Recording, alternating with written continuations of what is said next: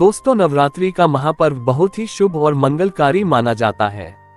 नवरात्रि के पूरे 9 दिन गंगा जल की हर एक बूंद की तरह पवित्र माने जाते हैं। ये शुभ समय भक्तों के जीवन में खुशियों की सौगात लेकर आता है। दोस्तों, आपको बता दें 2024 में इस साल मां दुर्गा घोड़े पर सवार होकर पृथ्वी लोक में पधारेंगी। शास्त्रों में वर्णित है कि तथा मान्यताओं के अनुसार अगर चैत्र नवरात्रि पर यदि माता दुर्गा का आगमन उनके वाहन सिंह पर नहीं बल्कि इस साल नवरात्रि पर मां दुर्गा का आगमन घोड़े पर होगा। घोड़े को मां दुर्गा का शुभ वाहन नहीं माना जाता है। ये युद्ध और प्राकृतिक आपदाओं का संकेत देता है। सत्ता में परिवर्तन होता है। लेकिन इस दिन अभिजीत मुहूर्त के साथ सर्वार्थ सिद्धि और अमृत सिद्धि योग का अद्भुत संयोग भी है, जिससे इस बार के नवरात्रि बहुत शुभ मानी जा रही है। सुबह 7:35 के बाद पूरे दिन सर्वार्थ सिद्धि और अमृत सिद्धि योग रहेगा। शास्त्रों के अनुसार माना जाता है कि 9 दिनों के इन नवरात्रि के दिन मां दुर्गा के 9 रूपों की विधिवत पूजा करने से व्यक्ति को हर एक कष्टों से निजात मिल जाती है और जीवन में सुख, सौभाग्य और समृद्धि की प्राप्ति होती है। दोस्तों, इस बार नवरात्रि पूरे 9 दिनों तक मनाई जाएगी। ना एक भी दिन कम ना ज्यादा, पूरे 9 दिनों तक मनाई जाएगी। मां शेरोवाली की विशेष रूप से पूजा आराधना की जाएगी। चैत्र नवरात्रि का महापर्व भी इस बार साल 2024 में चैत्र नवरात्रि 9 अप्रैल दिन मंगलवार से शुरू होंगे। रामनवमी के दिन इनका समापन होगा। दोस्तों, पंचांग के अनुसार साल 2024 में चैत्र शुक्ल पक्ष की प्रतिपदा तिथि 8 अप्रैल की रात्रि 11:50 से शुरू होगी। इसलिए उदया तिथि की वजह से पहला नवरात्र 9 अप्रैल के दिन रखा जाएगा। इस साल चैत्र नवरात्रि की शुरुआत 9 अप्रैल 2024 और समापन 17 अप्रैल दिन बुधवार 2024 को होगा। चैत्र नवरात्रि साल 2024 में पूरे 9 दिन के होंगे। ऐसे में चैत्र नवरात्रि पर माता दुर्गा की कृपा पाने के लिए कलश स्थापना का शुभ मुहूर्त है। चैत्र नवरात्रि घट स्थापना मंगलवार अप्रैल 9, 2024 को। घट स्थापना मुहूर्त सुबह 6:02 से सुबह 10:16। घट स्थापना अभिजित मुहूर्त सुबह 11:57 से दोपहर 12:48 तक है। शुभ मुहूर्त में की गई पूजा बहुत ही शुभ मानी जाती है। इससे समस्त देवी देवताओं की कृपा प्राप्त होती है और पूजा पाठ का फल कई लाख गुना प्राप्त होता है। ऐसे में जो व्यक्ति नवरात्र आने से पहले घर से ये चीजें हटा देता है तो उसके घर में मां वैष्णो का होगा आगमन, माता लक्ष्मी का होगा वास, मां शेरोवाली आपकी झोली खुशियों से भर देंगी। इसीलिए नवरात्र आने से पहले घर से ये चीजें फौरन हटा दें। दोस्तों, आज हम कुछ ऐसी ही गलतियों के बारे में जानेंगे जो अगर आपके घर में भी होती है तो माता लक्ष्मी कभी नहीं करती। ऐसे घर में प्रवेश फिर चाहे आप कितनी ही पूजा पाठ कर लो, माता लक्ष्मी ऐसे घर में कभी नहीं आती। ऐसे घर से देवी देवता भी हमेशा दूर रहते हैं। नमस्कार दोस्तों, पूरी जानकारी को देखने के लिए इस वीडियो को अंत तक जरूर देखें। सच्ची श्रद्धा से कमेंट बॉक्स में लिखें जय माता दी। माता रानी के लिए एक लाइक तो बनता है। दोस्तों, सबसे पहले नवरात्रि के पहले ही मंदिर की अच्छी तरह से साफ सफाई कर ले। मंदिर के अंदर अगर पुरानी मालाएं हैं, टूटी फूटी मूर्तियां हैं, उसके साथ ही खाली माचिस के डिब्बे रखे हुए हैं तो उन्हें बाहर फेंक दे तथा टूटी मूर्ति को किसी नदी में प्रवाहित कर दे। घर में छोटे बच्चों को नवरात्रि का व्रत नहीं रखना चाहिए। इससे उनकी जान को खतरा हो सकता है, क्योंकि इस व्रत में शरीर को अधिक शक्ति की जरूरत होती है। माता शेरोवाली की तस्वीर अगर कांच के फ्रेम की है और वो कांच हल्की सी भी अगर टूटी हुई हो तो ऐसी कांच को बदल वाले या ऐसी तस्वीर को जल में विसर्जित कर दें। टूटी मूर्ति की पूजा करने से, टूटी तस्वीर की पूजा करने से आपकी श्रद्धा, भक्ति, व्रत आदि सब टूट जाता है। आपका व्रत खंडित हो जाता है। दोस्तों, नवरात्रि के 9 दिन बहुत ही पवित्र होते हैं। नवरात्रि के इन 9 दिनों में आचार, विचार और घर को साफ सुथरा और पवित्र रखना अति आवश्यक है। इसीलिए नवरात्रि के 9 दिनों में ब्रह्मचर्य का पालन किया जाता है और तामसिक भोजन ग्रहण नहीं किया जाता। नवरात्रि के 9 दिनों में माता रानी के भक्तों को प्याज, लहसुन, मांस, मदिरा और अंडे से दूर रहना चाहिए। अधिकतर भक्त इन नियमों का पालन भी करते हैं, लेकिन वो एक गलती कर बैठते हैं। वो नवरात्रि के 9 दिनों में अपने घर इन चीजों को रख लेते हैं। ऐसा भूलकर भी नहीं करना चाहिए। भागवत पुराण के अनुसार नवरात्रि के 9 दिनों तक माता रानी अपने भक्तों के घर में वास करती है। अगर आप भी चाहते हैं कि माता रानी आपके घर में वास करे तो आप अपने घर के वातावरण को पवित्र रखें और नवरात्रि शुरू होने से पहले ही अपने घर से प्याज, लहसुन, मीट, अंडा और मदिरा को बाहर निकाल दें। अपने घर को साफ रखें। इन वस्तुओं को घर से बाहर निकालने के बाद अपने घर में गंगाजल का छिड़काव अवश्य करें। भगवद गीता में भगवान कृष्ण कहते हैं, बगैर गंगा जल छिड़काव कोई भी मंगल कार्य सफल नहीं माना जाता।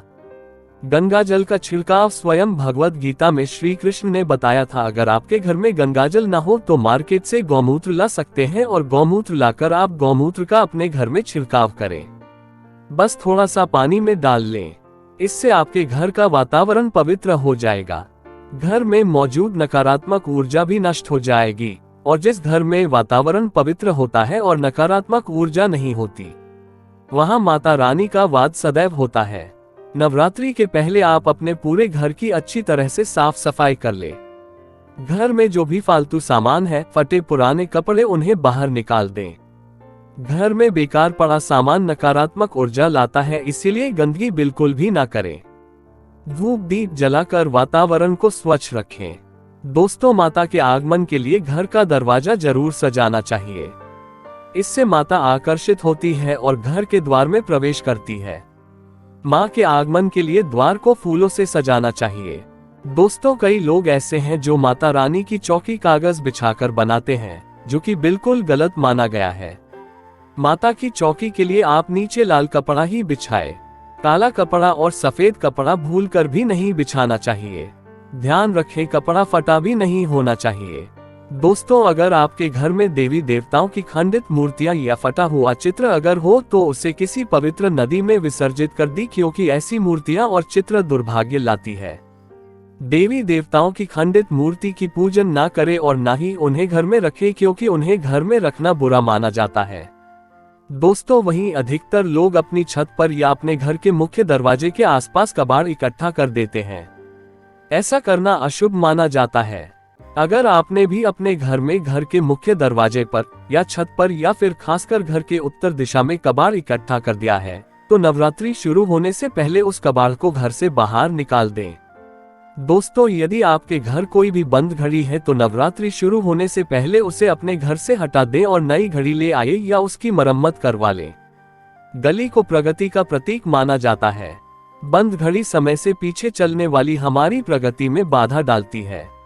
इसीलिए नवरात्रि शुरू होने से पहले ही आप बंद घड़ी को घर से बाहर निकाल दें। दोस्तों, अगर आपके घर के मंदिर में किसी भी तरह का कोई फालतू सामान रखा है, जैसे कि सड़े गले फूल, अगरबत्ती, धूपबत्ती के डिब्बे या माचिस आदि के डिब्बे या कोई भी खाली पैकेट मंदिर में ना रखें, या फिर कोई फटी पुरानी धार्मिक पुस्तक या भगवान की कोई भी पुराने कपड़े जो फट गए या मुकुट माला जो खराब हो गई है, तो उन्हें आप जितना जल्दी हो सके अपने मंदिर से हटा दें। नवरात्रि से पहले आप अपने मंदिर की और मंदिर के आसपास की साफ सफाई अवश्य ही करें, तभी माता रानी की चौकी स्थापित करें। इसके साथ ही आप अपने धन रखने के स्थान की सफाई भी अवश्य करें, क्योंकि नवरात्रि के दौरान माता लक्ष्मी भी गृह प्रवेश करती है। धन रखने के स्थान पर किसी भी तरह का कोई भी फालतू सामान, टूटा हुआ सामान ना रखें। धन रखने के स्थान को मंदिर की तरह ही साफ रखें। नवरात्रि के दौरान माता रानी की पूजा में कौड़ियों को शामिल करें। माता रानी के साथ साथ रोजाना कौड़ी का भी पूजन करें। इसके बाद आप कौड़ी को धन रखने के स्थान पर रख दें। ऐसा करने से बरकत हमेशा होती है। अगर आपके पास पुराने जूते चप्पल इकट्ठे हो गए हैं तो नवरात्रि से पहले उन्हें घर से बाहर निकाल दें। पुराने जूते चप्पल की अशुभता के कारण ही घर में नकारात्मक ऊर्जा आती है और घर में अशांति और कलह का माहौल रहता है। नवरात्रि आने से पहले घर से ज्यादा निकालना ना भूलें। अगर जिस घर में जाला होता है उस घर में माता रानी का भी वास नहीं करती। साथ ही साथ टूटे फूटे बर्तन अगर घर में पड़े हैं या टूटा हुआ आईना भी अगर घर में हो तो उसे भी निकाल दें। घर में टूटे फूटे ईंट पत्थर भी नहीं रखना चाहिए, इससे माता लक्ष्मी नाराज हो जाती है। अब हम जानते हैं नवरात्रों के दौरान क्या नहीं खाना चाहिए और क्या नहीं पीना चाहिए और कौन सा फल खाने से व्रत संपूर्ण और सफल हो जाता है। दोस्तों, हमारे चैनल को सब्सक्राइब जरूर करें और इस बेल आइकन को दबाना ना भूलें। तो आइए शुरू करते हैं दोस्तों। नवरात्रि के दिन सेब जरूर खाना चाहिए। शास्त्रों में बताया जाता है कि भगवान के भोग में सेब आदि जरूर अर्पित किया जाता है। अगर आपका व्रत है तो आपको सेब जरूर खाना चाहिए।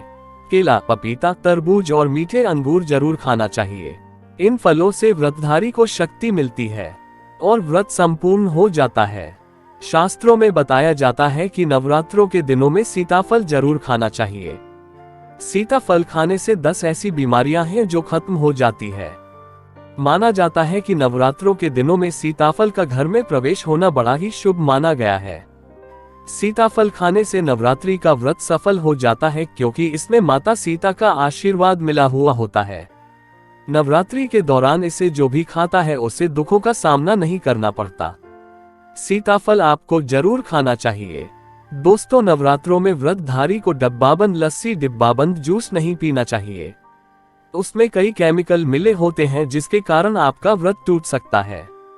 जब भी आप फलों का जूस पिए तो याद रखें उसमें नमक न डालें, नहीं तो व्रत टूट जाएगा। साथ ही साथ जूस में बर्फ भी नहीं डालना चाहिए। फलों का सादा जूस पीने से व्रत सफल होता है। दोस्तों, नवरात्रि के दौरान सिंघाड़े का आटा या कुट्टू का आटा खाने से पहले ये देख ले कि आटा पुराना नहीं होना चाहिए, क्योंकि पुराने आटे में कीड़े वगैरह पड़ जाते हैं जिसके कारण आपका व्रत टूट सकता है, क्योंकि ये छोटे छोटे कीड़े हमें दिखाई नहीं देते और आपके मुंह तक पहुंच जाते हैं। ऐसा आटा खाना मतलब कीड़े मकोड़ों का मांस खाने के बराबर माना गया है। दोस्तों, नवरात्रि के दौरान आप शाम के समय खाने में दही ले सकते हैं, आलू वगैरह खा सकते हैं, साबूदाने की टिकिया बनाकर खा सकते हैं, साबूदाने की और आलू के पापा भी खा सकते हैं।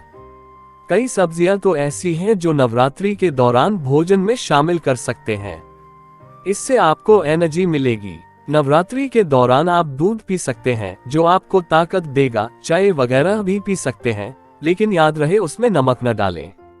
एक बात का ध्यान रहे, व्रतधारी को पेट भर खाना यानी गले तक भोजन नहीं करना चाहिए, नहीं तो व्रत रखने का कोई भी फायदा नहीं होगा।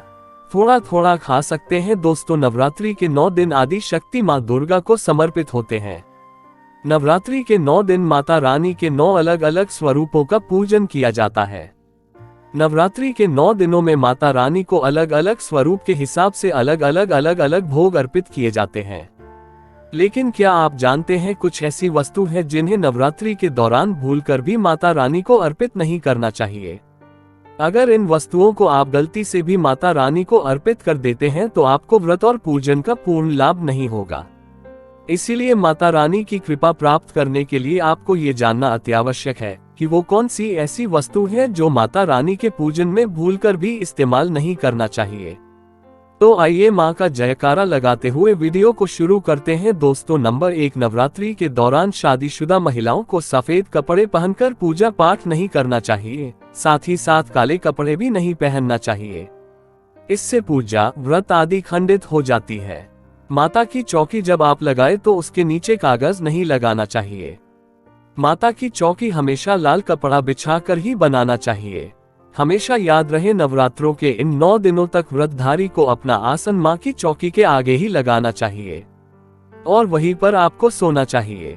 मंदिर को नवरात्रों के दौरान अकेला नहीं छोड़ा जाता, बहुत ही अशुभ माना जाता है। इससे दुर्गा माता नाराज हो जाती है और हमेशा के लिए चली जाती है। दोस्तों, नंबर 2, नारियल। हिंदू धर्म में नारियल को समृद्धि, धन, श्रद्धा और सम्मान का सूचक माना जाता है। नारियल को श्रीफल भी कहा जाता है।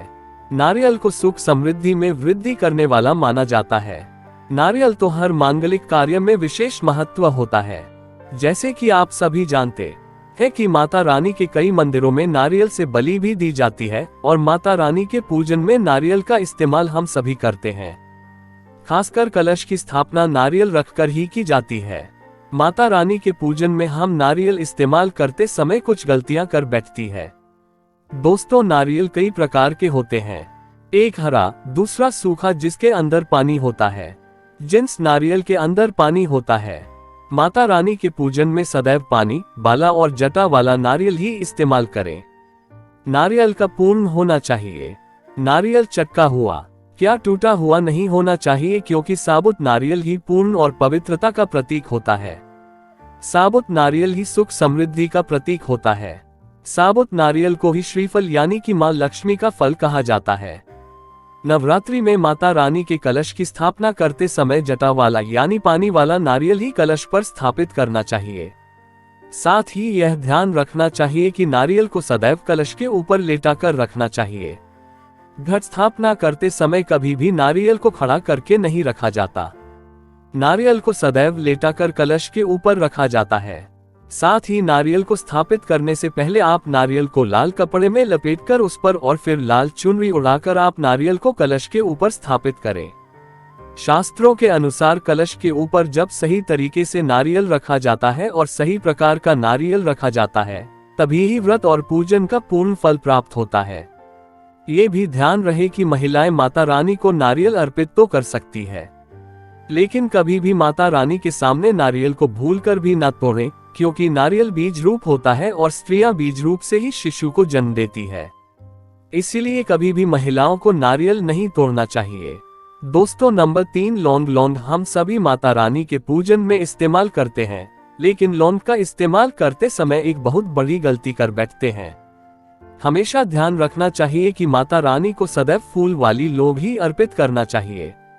जिस लौंग के ऊपर फूल नहीं होता या फिर जिस लौंग के पीछे लकड़ी की डंडी नहीं होती, उसको आप माता रानी के पूजन में भूलकर भी इस्तेमाल ना करें। फूल वाले लौंग को ही पूर्ण माना जाता है और माता रानी के पूजन में कोई भी अपूर्ण वस्तु, कोई भी खराब वस्तु या टूटे हुए अक्षत इस्तेमाल नहीं करना चाहिए। इसीलिए सदैव माता रानी के पूजन में फूल वाली लौंग का ही इस्तेमाल करें। दोस्तों, नंबर 4, तुलसी के पत्ते अर्पित नहीं करने चाहिए। माँ दुर्गा के पूजन में तुलसी पत्र का इस्तेमाल करना वर्जित माना जाता है। तुलसी पत्र के अलावा मामला भी माता रानी को अर्पित नहीं करना चाहिए और दुर्गा भी माता रानी को अर्पित नहीं करना चाहिए। दुर्वा भगवान श्री गणेश को अति प्रिय है। नवरात्रि में आप भगवान गणेश को दूर्वा अर्पित कर सकते हैं। भगवान विष्णु जी को तुलसी के पत्ते अवश्य अर्पित कर सकते हैं, लेकिन माता रानी को भूलकर भी तुलसी के पत्ते या दूर्वा अर्पित ना करें। माता रानी को सफेद फूल भी अर्पित ना करें। माता रानी को सदैव लाल रंग के फूल अर्पित करने चाहिए। लाल रंग के फूल माता रानी को अति प्रिय है। खासकर माता को गुड़हल और कमल के फूल अति प्रिय है। शास्त्रों में बताया जाता है कि घर में माता रानी की 2 या 3 मूर्तियां या फोटो नहीं होने चाहिए। इस बात का भी आप विशेष ध्यान रखें कि माता रानी के पूजन में कोई भी खंडित चीज इस्तेमाल ना करें। खंडित चीज जैसे कि चटका हुआ या टूटा हुआ दीपक या फिर अटका हुआ कोई बर्तन। साथ ही ये भी ध्यान रहे कि लोहे के और प्लास्टिक के बर्तन आप माता रानी के पूजन में इस्तेमाल न करें, क्योंकि प्लास्टिक के चाइनीज बर्तन हड्डियों के पाउडर से मिलकर बनते हैं। ऐसा ना करें। ऐसे बर्तनों को माता रानी के पूजन से सदैव दूर रखें। माता रानी को जो पुष्प अर्पित कर रही है उन्हें सूंघे नहीं।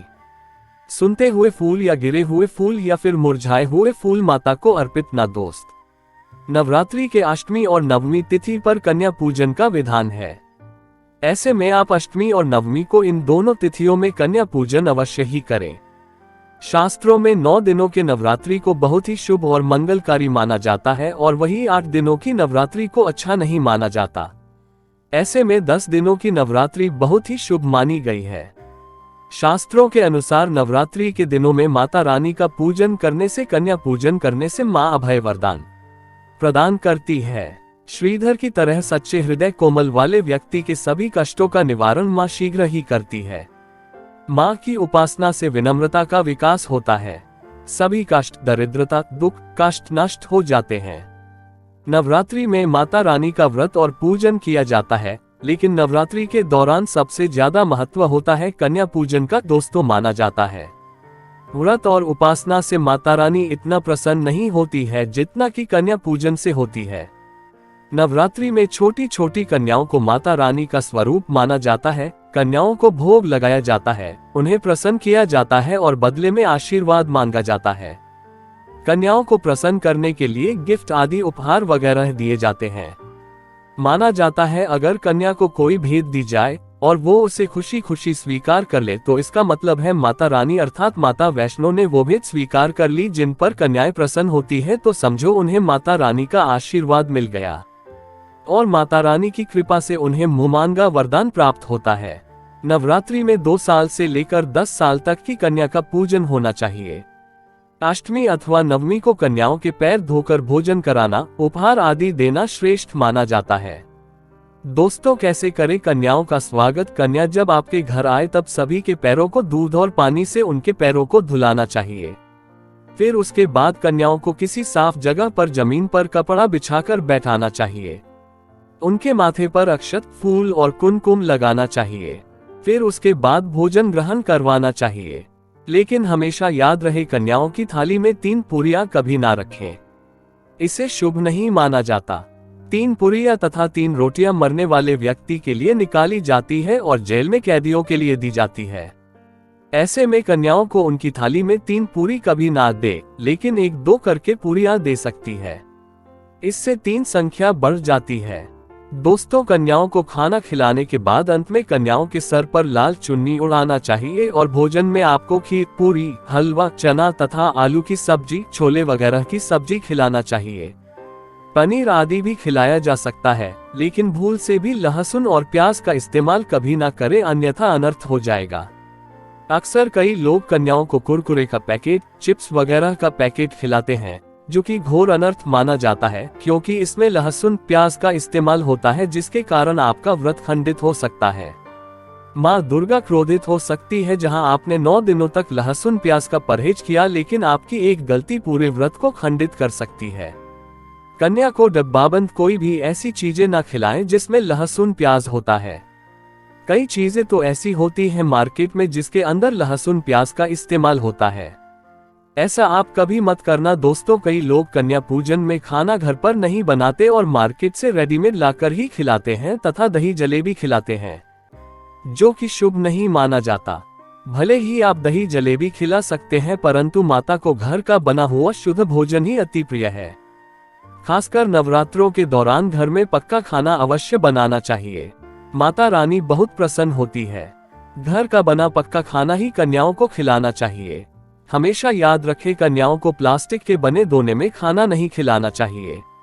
ऐसे बर्तन पूजा पाठ के लिए शुद्ध नहीं, अशुभ होते हैं। कन्याओं को हमेशा स्टील के बर्तन या पत्तों से बने बर्तनों में ही भोजन कराना चाहिए। बहुत ही शुभ माना गया है। दोस्तों, भोजन कराने के बाद कन्याओं की थाली में एक लौंग जरूर रखना चाहिए, क्योंकि लौंग देवी शक्ति तथा दुर्गा माँ को बहुत प्रिय है। लौंग माता शक्ति का प्रतीक होती है। लौंग में नवदुर्गा का वास होता है। इन 9 दिनों में माता रानी को लौंग का भोग ही लगाया जाता है। इसीलिए कन्याओं को थाली में चुपचाप एक लौंग जरूर रख दें।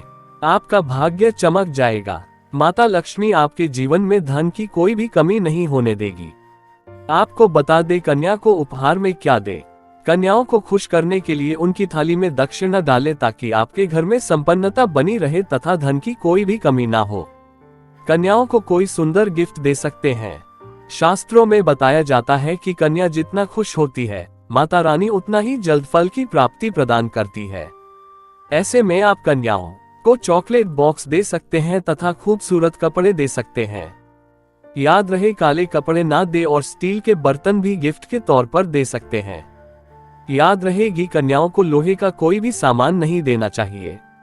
दोस्तों, जब कन्या अपने घर के लिए प्रस्थान करे तो उनके चरण जरूर छू लें और अपने मन में अपनी प्रार्थना को पूरा करें। सच्चे दिल से मांगी हुई मुराद माता रानी अवश्य ही पूरी करती है। दोस्तों, आप में से कौन कौन चाहता है माता रानी को अपने घर पर बुलाना, तो सच्चे दिल से कमेंट बॉक्स में लिखें। माँ हमारे घर जरूर पधारे, माता रानी के लिए एक लायक तो बनता है। जय माता दी।